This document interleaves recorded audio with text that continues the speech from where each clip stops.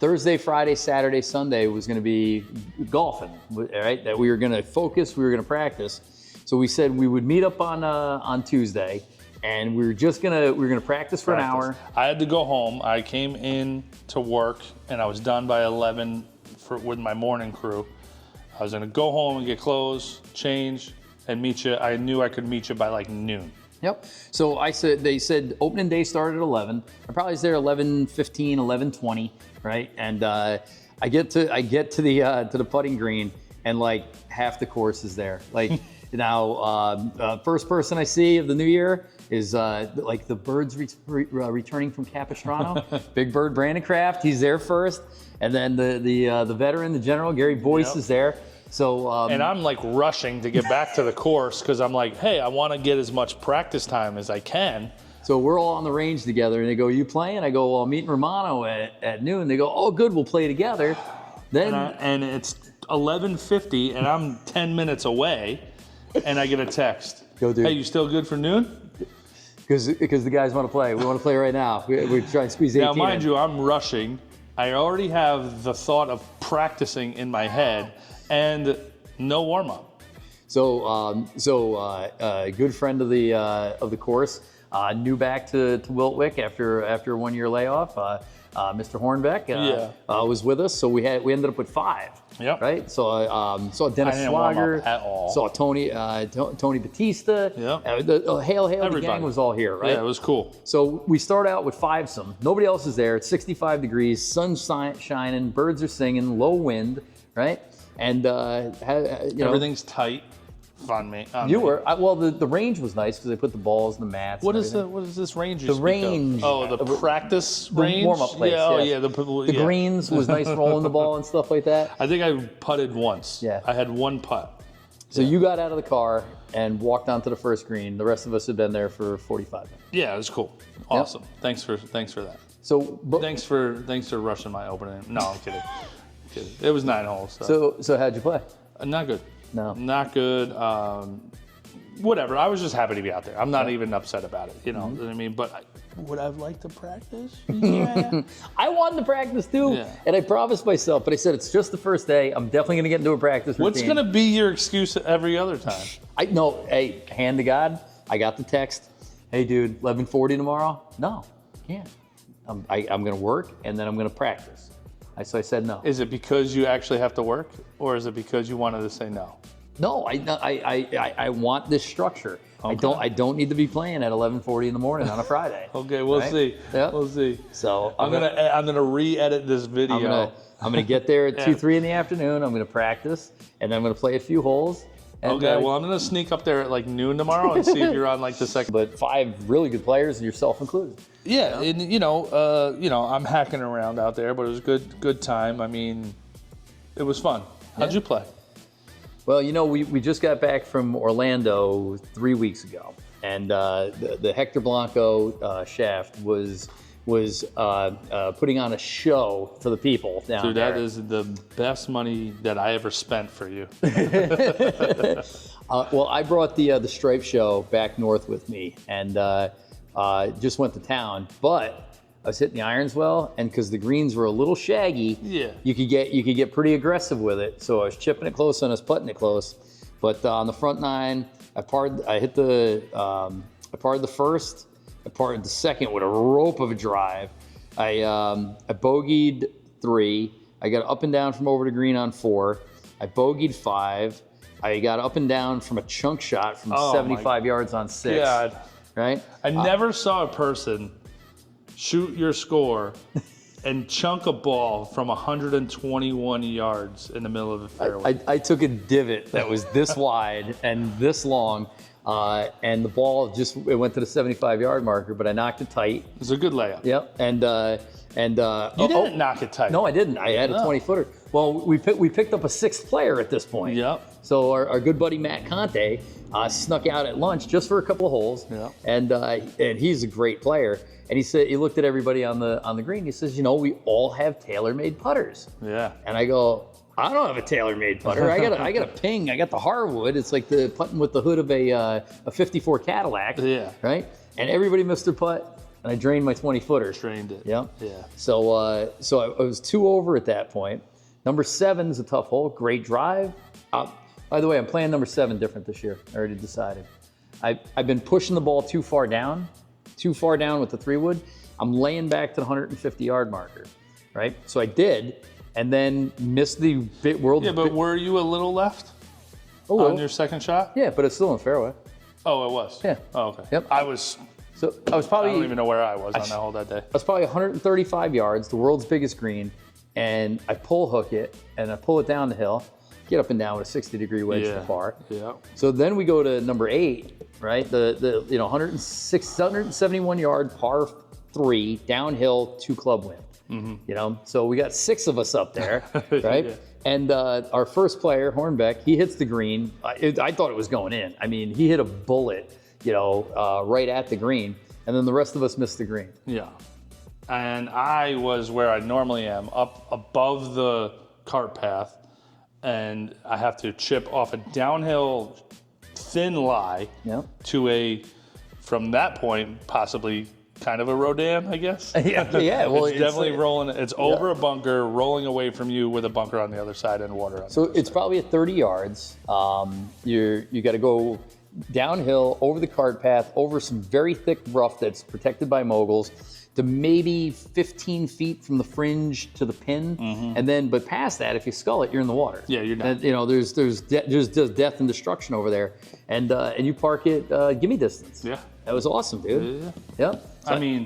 So I made my up and down. Yes, Gary made his up and down. Yeah. Bird made his up and down. Conte made his up and down. And thank God that John 2-putted, because if he was the only one who bogeyed, on the green. Yeah, he would have lost his mind. But 6 pars on that very difficult par 3. Yeah. It's kind of cool. Pretty cool. That's cool for opening day. Yeah, very cool. So then we go into number 9, and if you've been following along, they've changed number 9. By taking, what did they say, probably 20, 30 cedar trees, like a cedar grove out from behind the green. Now, you wouldn't think that would necessarily affect the hole. They did it more to get more sunshine on the green and prevent like mold and stuff. Yeah. So it doesn't come into play. Like, you're never back there. I mean, I've been back there. Not on purpose, but, it's almost like that chicken out, like, let me hit this a little further to shy away from the water. Yeah. And then, you end up back there. So, but one of the concerns is when the wind is blowing out of the north, it's now like in a wind tunnel. There's nothing to protect it. It's just coming straight at you. So you hit a great drive in the 9. Yeah. I hit the best drive of the day. I mean, the Hector Blanco special. I mean, we had two club wind in the face. Yeah, but I was 224 out. Yeah. To the pin. I mean, you're not getting any roll. No, but dude. There was a puddle in the middle of the fairway. I know, but I was like, holy good God, right? Yeah. So there's no going for it, because now that there's no trees, it was like, everybody's like, oh, I'll just hit it over the green and chip back on. Yeah, take the water out of play. Yeah. Not from back there. Not from back there. Yep. So I was fortunate enough to make par and close out the front 38. Yeah, that's pretty good, man. That's good shooting. I'll take it all day. Yeah. Then I had to go back to work. With no practice. And 9 holes you didn't expect to play. And 9 holes of crappy golf. Yep. But, it was nice to be out there. So we went down from a 6-some to a 3-some. 3-some or 4-some? Well, Conti left, I left. Oh, yeah, and it was 4. It was me and John and Gary and Bird. Yep. And that's when I kicked it up a notch. Yeah? Yep. So still 2 club win on 10. I hit driver to like 230. I hit 3-wood onto the fringe. Almost chipped in for birdie, made par. Nice, dude. Hit number 11, 2-putt par. Number 12 with the wind at her back. I chunked my second shot, but from 91 yards, pin high, 2-putt par. 13, smoke show down the middle, 86 yards, pin high, 2-putt par. 14, smoke show, 147, 7-iron to the middle of the green, 2-putt par. Where was the pin? Middle, low, middle. Oh. Yep. 15, I ballooned one up, I hit it in the water, right? I was even par, right? Going into that on the back. Hit it in the water. I got 171 uphill into the wind. They put the pin on the back edge, right? 4-wood to 10 feet, 2-putt 5. Okay. One over on the back. 16, 168 into the wind, 4-wood over the pin, to 10 feet, make the putt, back to even. Ooh, nice, dude.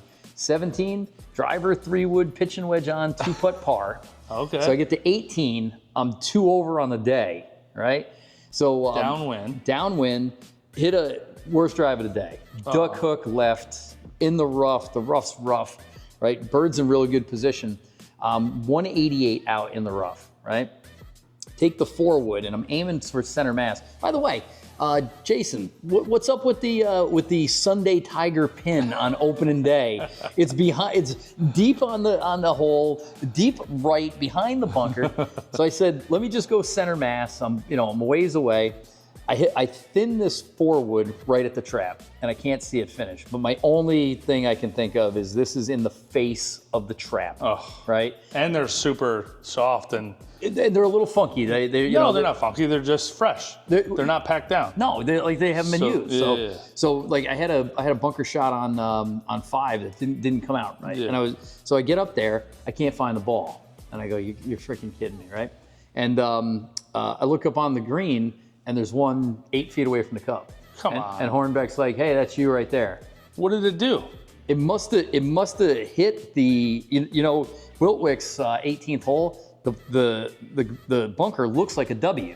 Right. So it came down in the middle. I think it hit the grass, popped up, rolled right past the cup. The grass on the other side. Yeah. Yep. So instead of hitting into the face of the bunker, it hit the grass. Man, lucky. And kicked over. I lipped out the putt for 73, tapped in 74. Nice. Even par on the back. Let's go opening day. Let's go maximum results fitness. In sneakers. Yeah, I forgot my shoes. So 2 tails of opening day, but my score is a direct reflection of the work that we've been doing in here all winter. You're just putting the work in, man. That's it. But mine isn't the only story like that. You've been working with a group in here now for a while. Yeah. And you're getting good feedback. Everybody. We had another guy. He just went down to Mexico for like a month, and he said he was playing great, felt great. Who else? Another guy, when he first started, last couple of rounds of the season? The last couple of rounds of the season, he said he shot the 4 best rounds of the season and after 4 classes. And then came out. Now he's maybe a 12, 13 handicap, something like that. Great player, good guy. But he played 9 today, shot 41 on the front, which the front is devastatingly hard, with 2 missed 3-footers. Wow. You should have shot 39, right? That's one of your guys. Yeah. Now, one of your other guys is playing awesome golf, or one of the owners. Yeah. Oh, yeah, dude. Yeah. He said, he was saying that he was striping it. He went down, I think, in Atlanta, and he said he played some of the, he went to Florida with a group of other guys, and he was like, dude, I'm hitting the ball so well. Yeah.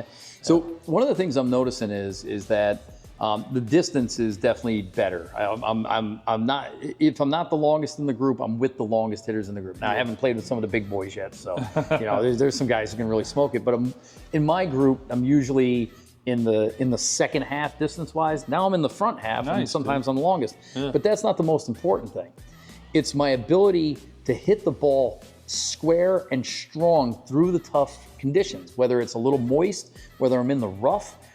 Whether I have to make a shot, it's the strength hitting those irons onto the green. Man, it's like night and day. This whole working out thing's kind of working out for you. Yeah, I'm almost done too. No. And then, dude, I played 9 yesterday with your wife. Yep. And dude, she's hitting the ball. Yeah. She's hitting the ball solid. Yep.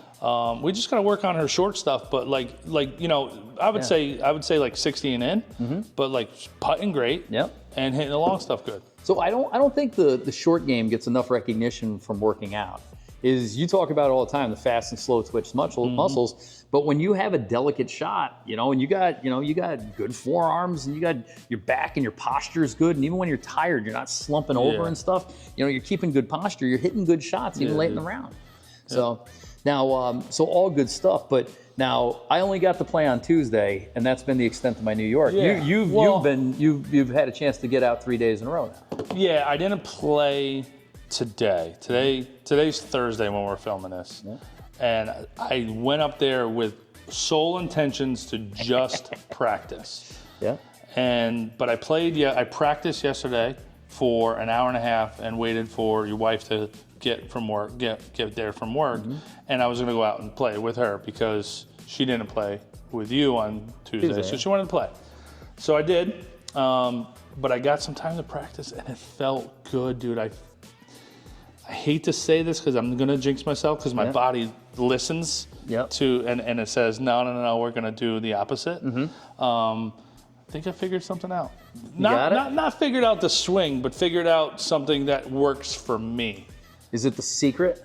No. Is it Curly from City Slickers? It's this? Nope. And it's just something that works for my brain because I think my body loves to overcorrect or like maybe undercorrect, goes on the other direction.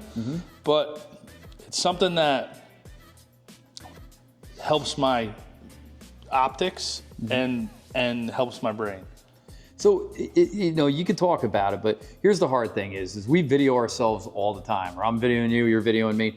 So we don't have any lack of footage of what our swings look like. Right. But when you're in your own head and looking over the ball, the swing feels very different. Yeah. So I think this is kind of common for everybody. You need a swing thought or a move or something to get your body to do the thing that you want it to do. And you came up with something. Yeah, so what I need to do is kind of like do this forward press before I start my swing and kind of feel what square needs to feel like in my arms. Yeah.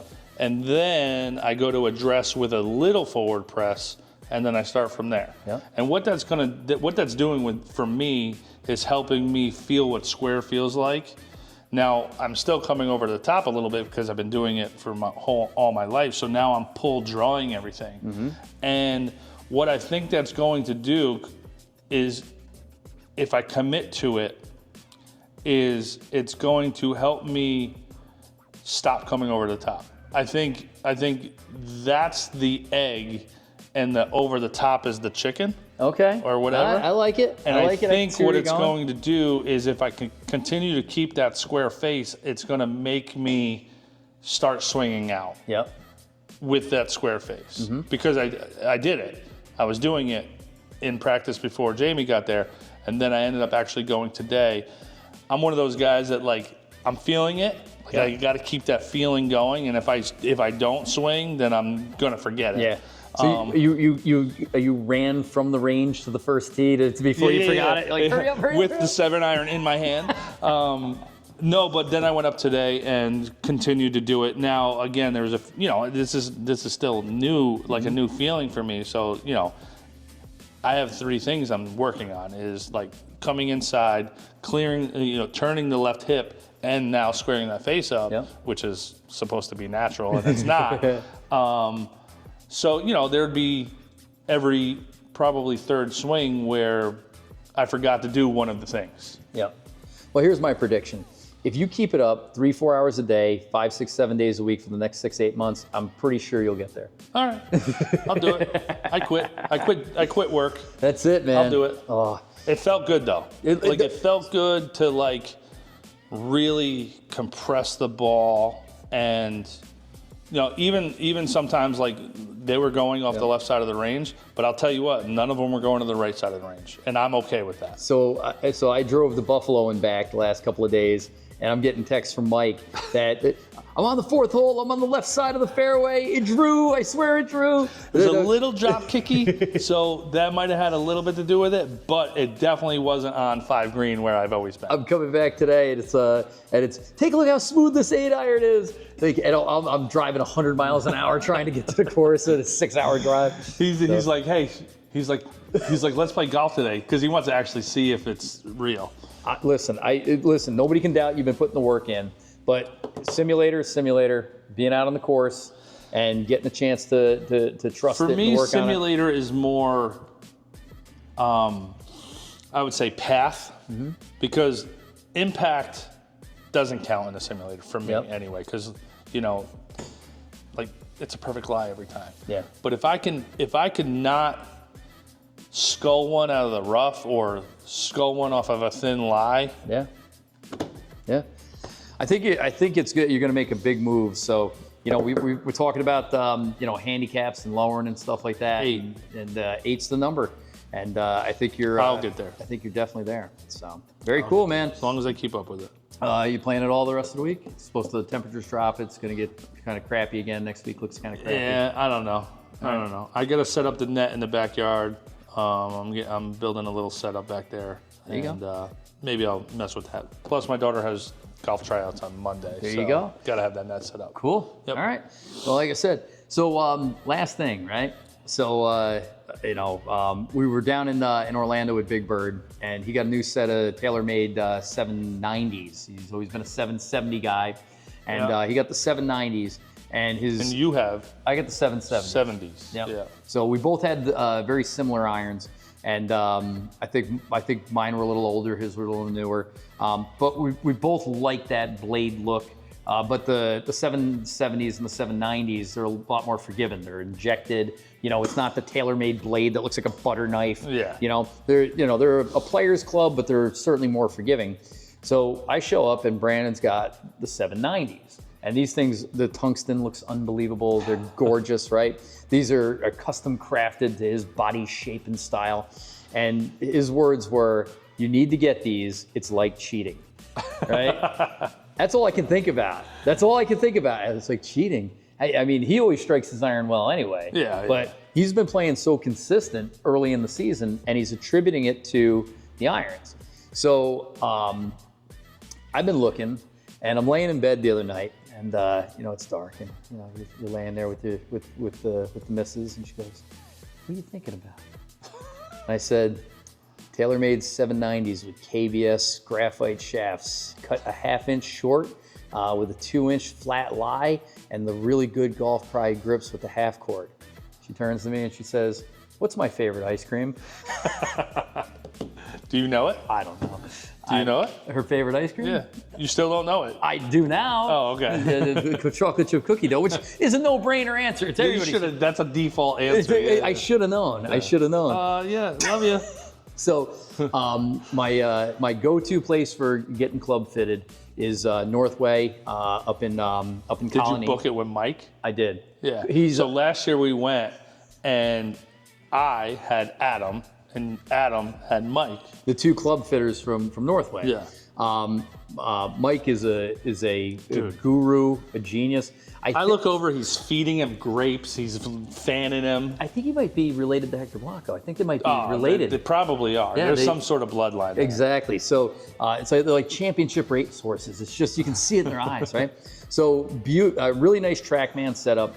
And last year for full bag fitting, I hit 250 golf balls, right? So this year I'm good because the driver's tuned in. Yeah. The 3-wood is awesome. The 4-wood is great, but I want these irons. So with Mike, on Sunday, St. Patrick's Day, I'm getting fit. Now, I know what I want, but I'm gonna do the Pepsi challenge, the blind taste test. Because the first time I ever got fitted for clubs, I thought I wanted a set of pings, and I ended up just taking a look at a couple different, and the one I ended up with was a set of Mizunos. Never had a set of Mizunos in my life. So I'm omni-focused on these 790s because Brandon Kraft says it's like cheating. Okay. And the 790s definitely go farther. My struggle is short irons. If I put the graphite shafts in there, I can even get a few extra yards, but I'm open-minded. So we'll take some videos. If you get graphite shafts, why? You owe me another stroke. Why? Just cause. Just cause? All right. No, here's the thing. I was talking with somebody and they were giving me a hard time about going to graphite as a guy and I. Why? If they go farther and they go straighter and they go higher, then what should I care what they're made out of? If they were made out of Twizzlers, I wouldn't care, right? I don't know. I don't have a real answer for you. You just don't like them. No, I don't. I just think I thought they're. I mean, I know technology has changed over the last decade or so, like tremendously, but I really just thought graphite shafts in irons were for flex, like senior flex. I don't think so. I mean, I know that they probably. I mean, I don't know, but I assume that they have stiff. We're gonna record the whole thing. It'll come out as a separate piece, and we'll tell you guys what we come up with. But here's what I'd like you to do: is put in the comments what irons you think I should try, and what you think is the ones that fit me best. So how'd you hit the Mizunos? It was so the Mizunos was weird because I had the same set of Tommy Armour 845 Silver Scots that my parents bought me as a graduation gift from high school. So I went from those to a cavity back. I was a 20 handicap in 2020, right? So they were a cavity back, but they were the right size. Were you really, or you just weren't? I hadn't picked up a club in anger in 20 years. Yeah, but what did you shoot? I was shooting in the 90s. For how long? For a few months in the summer. Yeah. So I started off in April of 2020 shooting in the mid 90s, right? And like 91, like if I could break 90, that was a good day out there, right? Okay. So, it's... And then how quick were you breaking 80? Here is the thing though, and this is what pissed everybody off.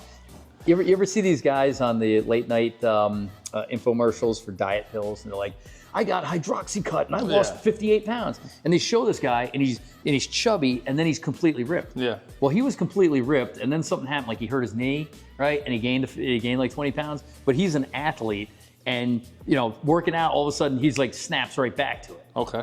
Well, I used to be a 6 handicap. So when I started playing and practicing every day, I went from 20 to 11 in a year. So every tournament I played in for a year and a half, I was playing, my handicap couldn't catch up on how fast I was getting good. Right? Yeah, came back to you quick. Came back quick. That's what I figured. Yeah. So, we never had that conversation. But I started out as a 20. And, but you didn't. I put my scores in. Yeah, 20. but it's literally it was like, I don't know, I picture like you breaking out of this like frozen statue and like every round like another piece of ice fell off and you were just like, I just need to like loosen up. That's really, it just took you like 6 months to, Yep. And then it just kept going. And then the technology though, like to go from those 845s to, what was funny is I got fitted for them. And he goes, how many clubs do you want? Which Mizunos were they, do you know? The 9, what the hell were they? The MP 970s or something. I don't remember. They were cavity backs. So I played Mizunos. I went from something similar to like the 845s or whatever, and I just couldn't hit them. And I wanted these Mizunos just because I liked the way that they looked looking down on them. I had no business playing them, but I felt more confident with like kind of getting after it.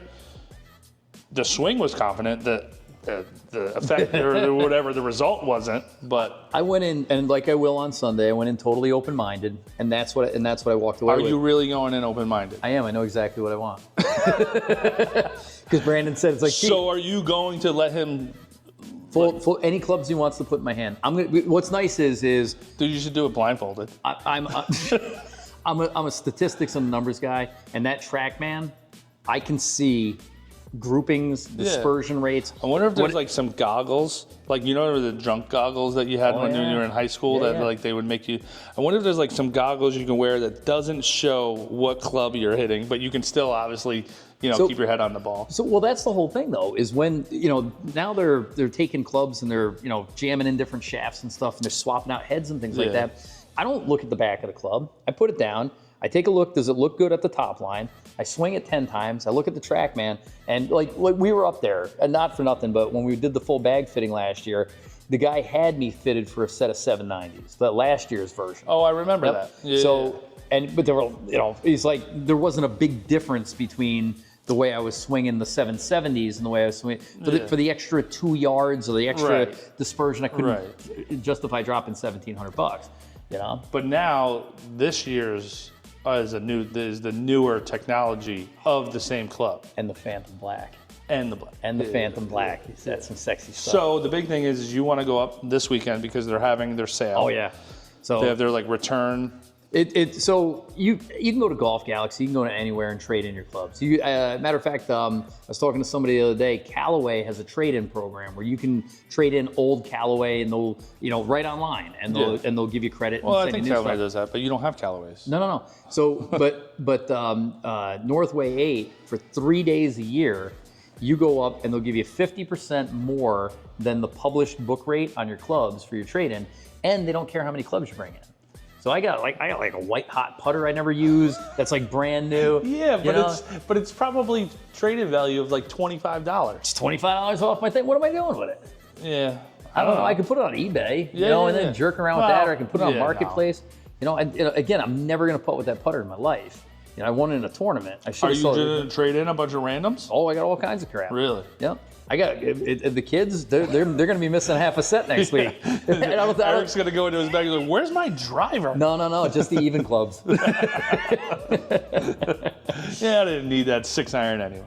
So it'll be interesting. We'll get some footage out of that. But my question is we're leaving for Pensacola on the 23rd.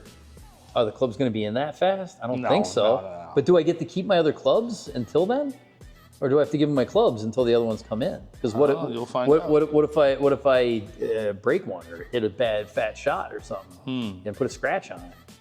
I don't know. I don't know either. So we're gonna find out on Sunday. You'll find out. You better film it. There you go.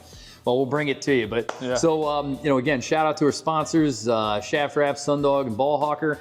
And like I said, opening day was a blast.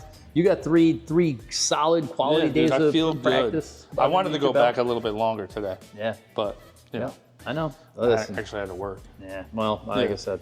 But we're in good shape for the shape we're in. So, like I said, another week in the books, another day closer to spring, another day closer to our opening day tournament or match on the 6th at Twofsco. Yeah, we got to just square that up. But I actually messaged him today, and I asked him who his partner was. All right. He didn't get back to me yet, but we'll get it set up. All right. guys. So with that said, that's episode 17 in the books. Yeah. All right. I'm Adam. I'm Mike. Just the tips. Nice quick one. Yeah. Good stuff in there too. Take a pee. Oh, yep. So I look at the track, man, and like we were up there, and not for nothing, but when we did the full bag fitting last year, the guy had me fitted for a set of 790s, the last year's version. Oh, I remember that. Yeah, but there were, he's like, there wasn't a big difference between the way I was swinging the 770s and the way I was swinging for the extra 2 yards or the extra dispersion. I couldn't justify dropping $1,700. But now this year's is the newer technology of the same club and the Phantom Black. And the black. And the Phantom Black. That's some sexy stuff. So the big thing is you want to go up this weekend because they're having their sale. Oh yeah. So they have their return. So you can go to Golf Galaxy, you can go to anywhere and trade in your clubs. Matter of fact, I was talking to somebody the other day. Callaway has a trade-in program where you can trade in old Callaway and they'll right online and they'll give you credit. Well, I think Callaway does that, but you don't have Callaways. No. So but Northway 8 for 3 days a year, you go up and they'll give you 50% more than the published book rate on your clubs for your trade-in, and they don't care how many clubs you bring in. So I got like a white hot putter I never use. That's like brand new. Yeah, but it's probably traded value of like $25. It's $25 off my thing. What am I doing with it? Yeah, I don't know. I could put it on eBay, and then jerk around with that, or I can put it on Marketplace. Again, I'm never gonna putt with that putter in my life. I won it in a tournament. I should. Are you going to trade in a bunch of randoms? Oh, I got all kinds of crap. Really? Yep. I got the kids. They're going to be missing half a set next week. Eric's going to go into his bag and like, "Where's my driver?" No, just the even clubs. Yeah, I didn't need that 6-iron anyway. So it'll be interesting. We'll get some footage out of that. But my question is we're leaving for Pensacola on the 23rd. Are the clubs going to be in that fast? I don't think so. No. But do I get to keep my other clubs until then? Or do I have to give them my clubs until the other ones come in? Because you'll find out. What if I break one or hit a bad fat shot or something and put a scratch on it? I don't know. I don't know either. So we're gonna find out on Sunday. Yeah, you'll find out. You better film it. There you go. Well, we'll bring it to you. But so again, shout out to our sponsors, Shaft Wrap, Sundog, and Ball Hawker. And like I said, opening day was a blast. You got three solid quality days of practice. I wanted to go back a little bit longer today. Yeah. But, I know. I actually had to work. Yeah, well, like I said.